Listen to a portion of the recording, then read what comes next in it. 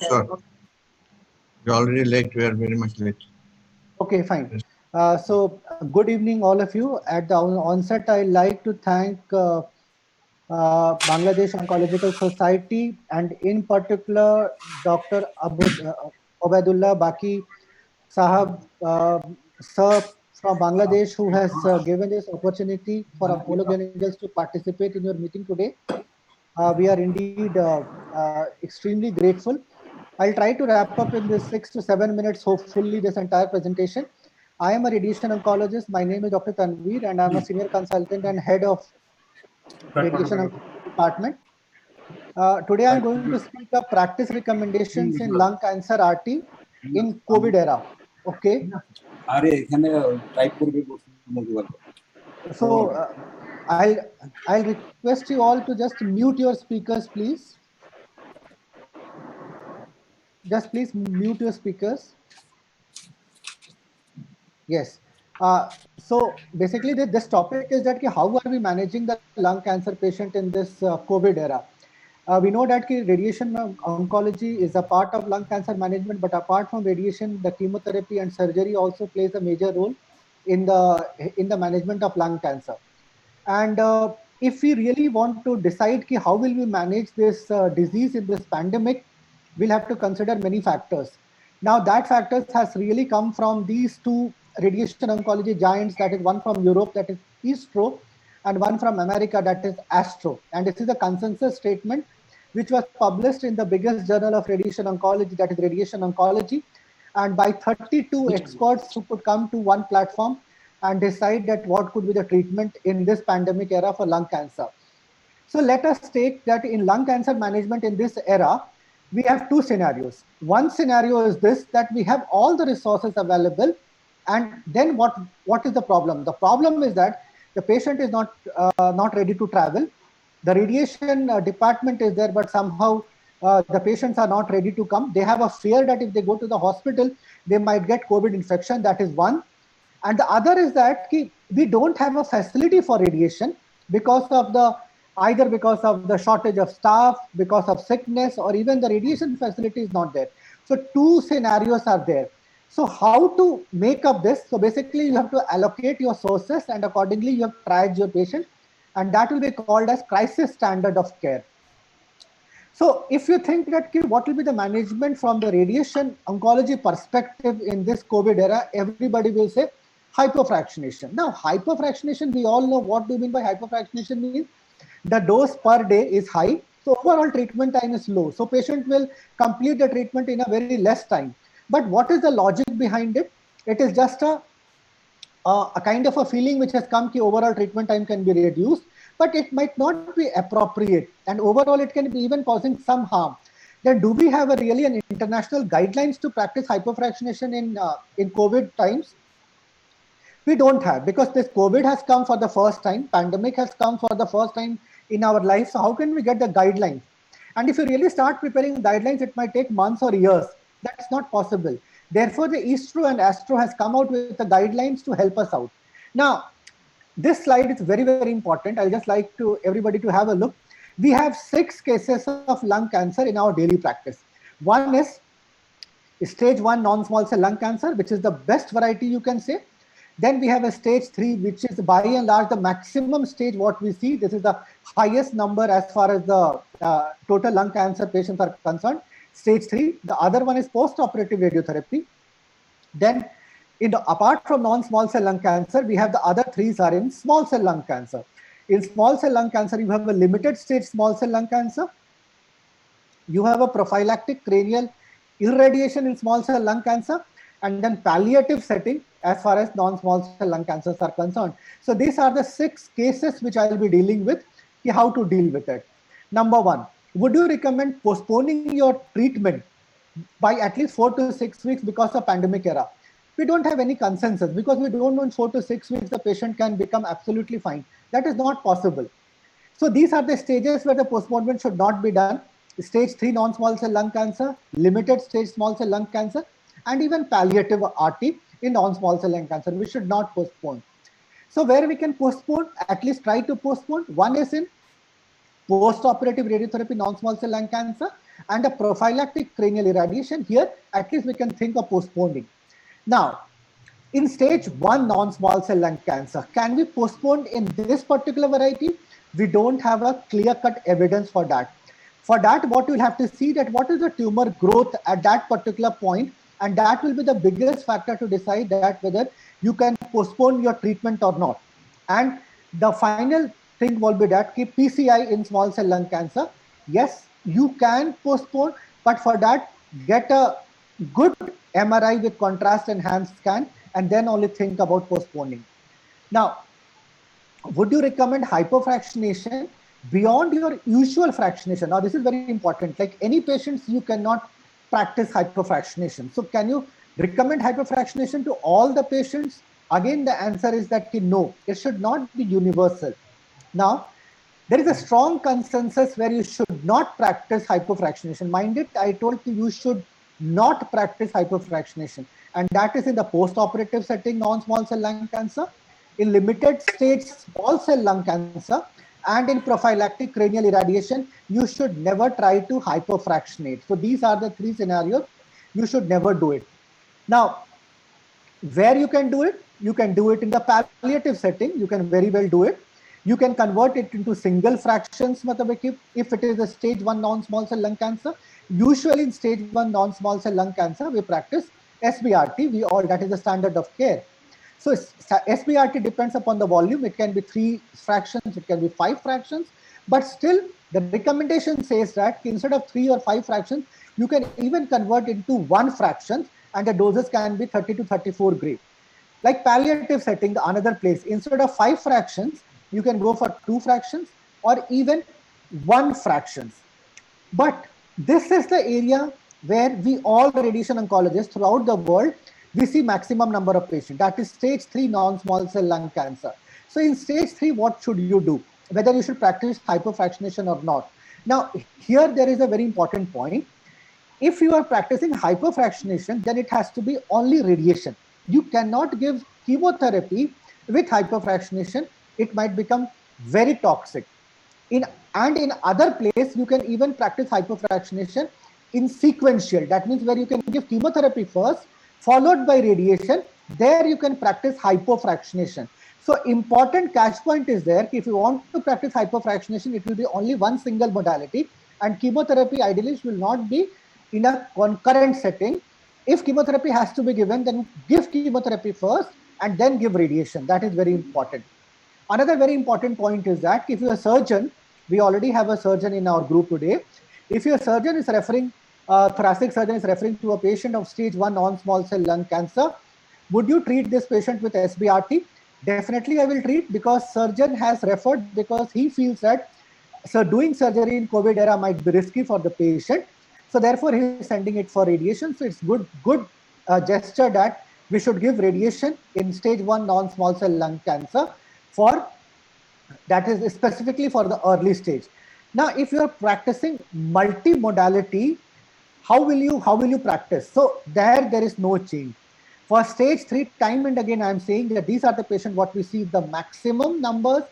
Your treatment should be concurrent chemoradiation, because this is the most preferred treatment strategy, and this will give you the best results. So you should not try to modify it.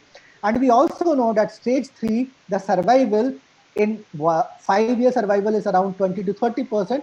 So again, it is something which is very important, that you should give the best treatment, and best treatment will be concurrent CTRT, specifically stage 3 also, if you consider the stage 3B patients, because that will be the standard of care. So don't try to hypofractionate in that. Just practice the routine radiation, what is being given. Another, it's a kind of a theoretical question which has come, that if the patient, how will you change that if there is a mutation positive, that is particularly EGFR or ALK or PD-L1 positive, what should you do? Should you stop chemotherapy? Should you stop radiation? No. For stage 1 NSCLC, you should never change. You should not try to give TKIs or PD-L1 inhibitors. Similarly, for the post-operative radiotherapy, you should not do. In stage 3 non-small cell lung cancer, though we don't have a strong evidence, we don't have a strong consensus, but still There can be a kind of an induction therapy with TKIs, but again, mind it that you have to be very careful because you are moving from the standard of care, though we don't have any strong evidence. Okay, so that's very, very important. Then what about the postponement? Postponement is something which you should not do. I strongly believe that you should not do a postponement, specifically if the patient is if the patient where you can think that you can get a good chance of treating the patient, you should never do the postponement. Now, what happens if the patient gets positive during the treatment, like COVID-19 positive during radiotherapy treatment? What should you do then? You can interrupt the radiation until the patient becomes negative or the patient becomes asymptomatic. And in this three setting, that is post-operative setting, in prophylactic cranial irradiation setting, and even in palliative setting, if the patient becomes positive during treatment, better to interrupt the treatment. However, if there is a stage 3 and localized stage small cell lung cancer, it is always better that you should start the treatment as soon as the patient becomes symptom free, and do not delay, because the results will be, otherwise the results will be very bad. So the answer is that if the patient becomes positive, better to delay the treatment unless the patient becomes symptomatically better. Now, these two slides, this is a very important slide. What about the prioritization of cases and triage of patients? Now, prioritization means in the COVID era, how will you prioritize, or which patients will be for top priority? Now, that is very, very important. Stage 3 non-small cell lung cancer, it's a very high, I mean, it's a very top priority. Limited stage small cell lung cancer, again, top priority. Stage 1 non-small cell lung cancer, top priority, because here you have a potential chances of cure by giving radiation. So better not to postpone. So this will be top priority. So where you can give less priority, palliative setting, we don't have any consensus, less priority. Post-operative setting in the non-small cell lung cancer, less priority. And giving a prophylactic cranial irradiation, again, less priority. So stage 3, limited stage small cell, and stage 1 non-small cell, top priority, start treatment as early as possible. So take home message is that all the efforts should be made not to compromise the prognosis of lung cancer, because lung cancer prognosis itself in a locally advanced stages are bad. So therefore, the best treatment should be guideline based. And for stage 3, what we see, the maximum number of cases should be concurrent chemoradiation, and standard of care has to be practiced. If we want to do a postponement or interruption because the patient has become positive during treatment, very much acceptable. Go ahead. Moment the patient starts feeling better or patient becomes negative, again restart the treatment. Next thing is that always your treatment should be based on properly, that is patient's factor, what is the general condition of the patient, tumor factor, what is the stage of the patient, and what is the life expectancy and performance status. All these things has to be kept in mind to decide for the final treatment. So again, I'll repeat is that the treatment has to be individualized. Follow the standard guidelines. If the patient is suitable for concurrent CTRT, go ahead and give concurrent CTRT. If the patient is not fit for concurrent CTRT, practice hypofractionated radiation. If you really want to give chemotherapy locally advanced, go chemotherapy first, then radiation. And if the patient becomes positive during treatment, interrupt the treatment. Moment patient becomes well, restart the treatment. Again, treatment has to be individualized. With this, I'll end. And thanks a lot to Bangladesh Oncological Society for giving this opportunity, and specifically our Abdullah sir for giving me this opportunity. Thank you. Thank you so much. Thank you, Dr. Tanvi Sheth, for your nice presentation. Actually, it will help us very much during COVID-19 era to treat the cancer patient or lung cancer patient. Now I will, Dr. Mohapatra, can we start giving delivery now?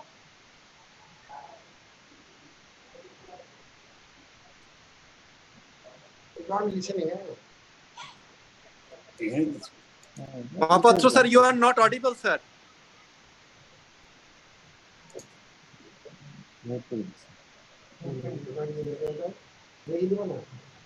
Okay. Another way. Can we start now? They're not listening, you see.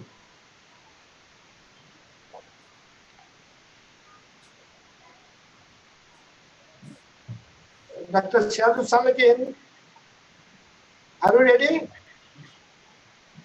Mohampatra sir, you need to unmute your system.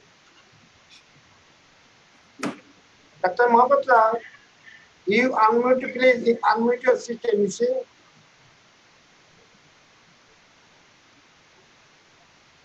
Devobroto Sen, are you there? Dr. I can Mahapatra, you are resume if not you give audible. permission. Dr. Mahapatra, you are not audible. My suggestion will be please remove the headphone connection from this laptop. Our chairman of today's session, Isaac, is present here. We congratulate him to that he is participating with us. Dr. Mahapatra, then you speak later on. Dr. Shadu Salakin, Yes, right. Salakin, you please start Sir. your. He is Thank you, the sir. Director of Bangladesh at Dhaka Medical College Hospital. Please. Thank you, sir. I start my presentation by sharing my screen.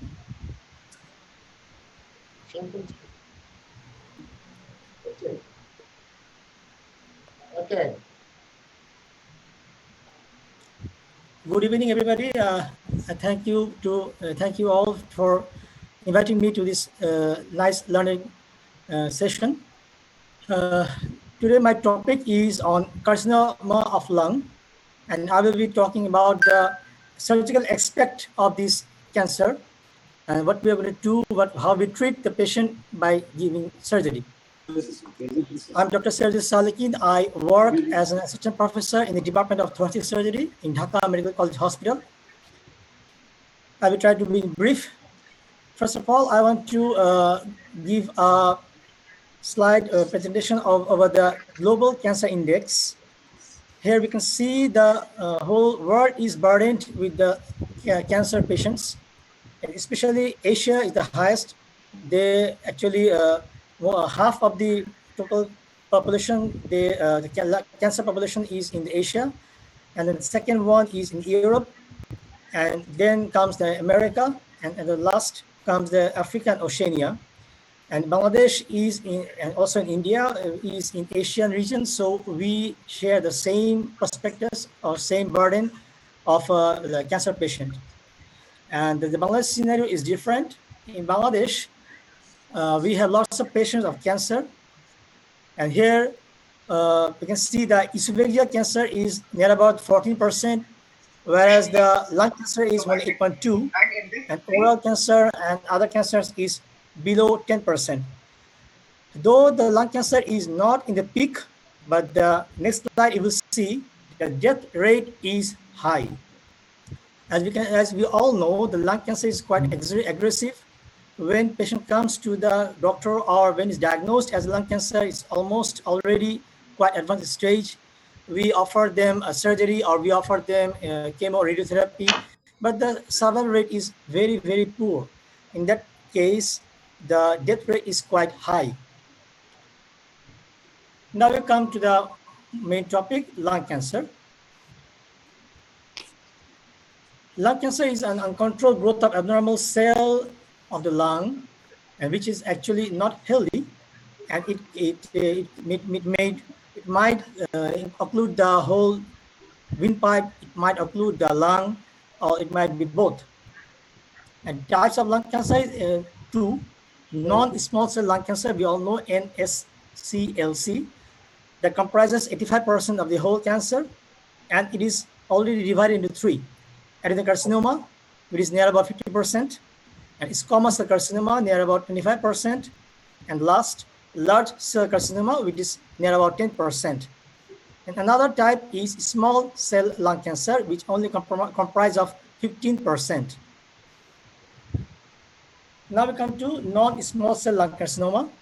Non-small cell lung cancer is near about 85% of lung cancers, and we already know that it's divided into three: adenocarcinoma, and it's found in the outer area of the lung, and it's most common in both men and women. And then comes to squamous cell carcinoma, which is 25%, and it's usually peripheral side of the lung. And lastly, large cell carcinoma is very, very rare, but it grows faster than the other two, like adenocarcinoma or squamous cell carcinoma.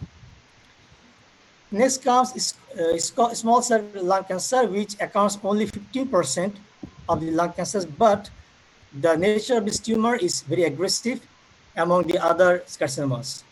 So usually, small cell carcinoma is responsive to chemo or radiotherapy, then better than the non-small cell cancer. And we, of course, we all know the staging. Before we decide about the surgical aspect or the oncological point of view, we try to do the staging to see in which part of the stage the patients fall and how we can start the treatment. And in that case, in the non-small cell lung cancer, we divide into the five stage. Stage 0, stage 0, abnormal cells are found in only innermost lining of the lung. It's very, very primitive stage. Then comes stage 1, the cancer is located only in the lungs and has not spread to any lymph node. And in stage 2, these lymph nodes are involved only in the affected region or affected lung and in the middle of the chest. And stage 3 is usually lung is involved, including the lymph nodes of the both lungs. And in stage 4, we all know it's distal metastasis. It's the whole lung is affected, including the all lymph nodes and beyond. Like other organs are also involved. But in the case of the small cell lung cancer, it's not staged like previously. It's staged only in 2 sides, and I have already told you that the small cell lung cancer is quite aggressive, and in that perspective, it is divided only in 2 stages: limited stage and extensive stage. The limited stage, it is a stage the cancer is found only on the one side of the chest and involving only one side of the lung and lymph nodes. But the extensive stage, the whole lung, or I can say the bilateral lung is involved, including the lymph nodes and other parts of the body. Now, what treatment we have, what options we have to treat the patients with lung cancer? Of course, surgery, and then comes chemo or radiotherapy, and also we know about the targeted therapy, and lastly, palliative care. Now the question comes, what to choose and how we choose which one to offer to the patients for the treatment of this lung cancer. I have told you earlier, we do a staging, we offer them staging, and then we decide which part of the treatment patient should receive. This is a picture of the overall strategical figure of lung cancer surgery, and we know we can offer this either 3: wedge resection, or lobectomy, or pneumonectomy. Wedge resection is only for those the tiny small side of lung is affected, and it is stages 1 or 2 or above that. And lobectomy is only for the surgery is only offered to those only one lobe is affected, and in pneumonectomy when one lung is completely occupied with a tumor. And it's the staging of the lung cancer 1, 2, and 3, 4. Now comes the treatment of non-small cell lung cancer according to the staging. I've already mentioned you, stage 0 is only limited to the inner lining layer of the airways, and the deeper or other structure is not affected. So surgery is very much possible for this patient, and usually no chemo radiotherapy is needed. However, after resection of surgery, we screen the patient, and chemo radiotherapy might be given if we think that patient's survival rate is increased. If you think that patients should be given the benefit of a good surgical outcome. However, we only perform wedge dissection, and if you think that lung, the remaining part of lung might be affected, then we can perform lobectomy as well. And the next one is stage 1 non-small cell lung cancer. Here, the treatment option is usually beyond wedge dissection or segmentectomy. We offer lobectomy, or sometimes we also offer pneumonectomy. And here, we not only give surgical advice, we also offer the patients to receive chemo or radiotherapy to enhance or for his better life quality. And the next command comes is to here actually tell us whether we should go for surgery or not, or whether we should start the chemo or radiotherapy. Here, sometimes we offer the patients chemoradiotherapy to downgrade or to shrink the tumor. If you think that tumor size is quite big, it's not possible, it's not safe for the patient to operate, or it's not like beneficiary for the patient to operate. So sometimes we refer the patient to the oncologist to give them radiochemotherapy. Otherwise, sometimes we try to remove the tumor by doing lobectomy or pneumonectomy. And in stage 3, actually, we know that stage 3 or 4, usually surgery is not amenable. Here, surgery is not very much suitable for the patient, as the disease already spread. The whole lung of the one side and lymph node is other side involved. And so we offer or refer the patient to oncologist to start neoadjuvant radiochemotherapy, and also then we tell the patients to come to us after the finishing of the chemo or radiotherapy. And stage 3 also same here, 3, or I already told you 3A, B, or 4, almost the option is less for surgery, and we opt for chemo or radiotherapy. And stage 4, I've already told you, is when it is diagnosed, the disease is quite advanced. There's no chance for any surgery because the tumor metastasis is quite fast. And in case of small cell lung carcinoma, here actually, I told you earlier, this is aggressive tumor, and surgical option is very less. However, in case of limited stage, sometimes we advise the patient for chemoradiotherapy, and after the finishing of the chemoradiotherapy, we advise the patient to come to the surgeon for to assess whether the surgery is possible or not. And in case of the next one, the widespread, of course, surgery is not amenable. We advise the patient to go to the oncologist for chemo or radiotherapy. Here we can see that lung cancer actually is aggressive among all surgery, all cancers. And timely diagnosis and choosing the right treatment is very much important for the patient, for the key cure to the patient, cure to the disease. And in developed countries, we know there's some actually protocols, there's some routine checkup, so that doctors can see how the patient is doing. Even the tiny small nodules or tiny small ground-glass opacities can be detected, surgery can be done. But in countries like us, Bangladesh, even in India, this protocol is not very much feasible. As the country, most of people are poor, they cannot go to the doctors twice or thrice a year just for a regular checkup, to perform CT scan or perform other expensive investigations to screen of the lung condition. So timely treatment is very much important. However, in Bangladesh, we perform this lung surgery quite well. If patient come to the doctor earlier, we can detect the disease at an early stage. Though in the developed countries, most of the surgery is done by VATS, video-assisted thoracic surgery.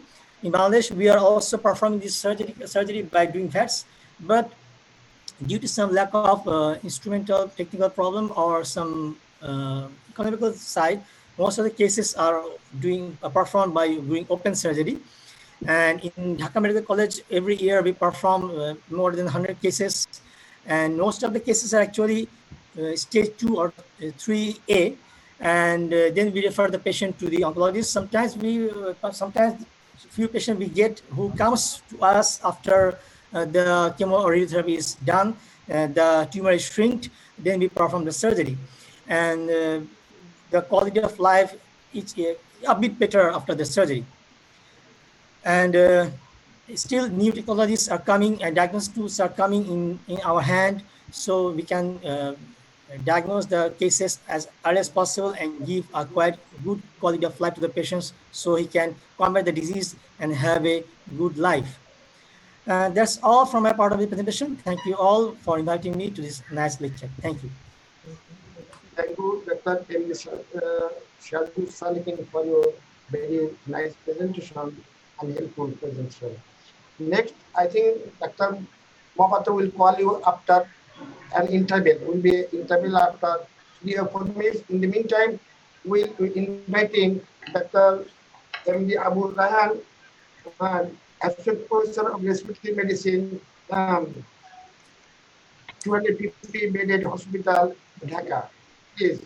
You will discuss about the Dr. Ayan, are you listening me? Dr. Ayan, Yes. you will discuss about the খাচ্ছে কনস্টিপেশনের জন্য how ওটাতে মানে পটি শক্তই আছে পটি কোনো পাতলা how affect the COVID coronavirus on lungs and also post COVID complication of lung and kidneys. Sir টোটালে thank you ভাই আজকের এই করোনাকালীন সময়ে সারা বিশ্বের এই বিপর্যয়ে মানবজাতির বিপর্যয়ে ক্যান্সার সোসাইটি আপনি যে উদ্যোগ নিয়েছেন আপনারা যে উদ্যোগ নিয়েছেন এই উদ্যোগের জন্য আপনাকে ধন্যবাদ জানাই এবং ক্যান্সার সোসাইটির সকলকে ধন্যবাদ জানাই এবং আজকের এই আলোচনা সভায় দেশি বিদেশি যারা অংশগ্রহণ করেছেন সকলকে আমার পক্ষ থেকে জানাই শুভেচ্ছা। এই করোনা ভাইরাস একটি নতুন ভাইরাস আমাদের চিকিৎসকদের কাছে যেমন অজানা, চিকিৎসা বিজ্ঞানীদের কাছে অজানা, জনগণের কাছে অজানা। আমরা এই অদৃশ্য এই ভাইরাসের বিরুদ্ধে বাংলাদেশ সহ গোটা বিশ্ব লড়াই করে যাচ্ছে। সর্বকালের সর্বশ্রেষ্ঠ বাঙালি জাতির জনক বঙ্গবন্ধু কন্যা বর্তমান প্রধানমন্ত্রী শেখ হাসিনার নেতৃত্বে আমাদের সীমিত সম্পদ নিয়েই উনি করোনা এবং অর্থনীতির চাকা সচল রেখে করোনাকে মোকাবেলা করে চলেছেন। তার নেতৃত্বে বাংলাদেশে করোনা মোকাবেলা করে চলেছেন। আমি এই করোনা ভাইরাস মূলত শ্বাসতন্ত্রের উপরে আঘাত হানে, মূলত ফুসফুসে আঘাত হানে। ফুসফুসে এই ভাইরাসটি নিউমোনিয়া করে। এই নিউমোনিয়াকে যদি আমরা সিভিয়ারিটি অনুযায়ী ভাগ করি তাহলে mild, moderate, severe, ARDS, sepsis এই কয় ভাগে ভাগ করতে পারি। যারা মৃত জি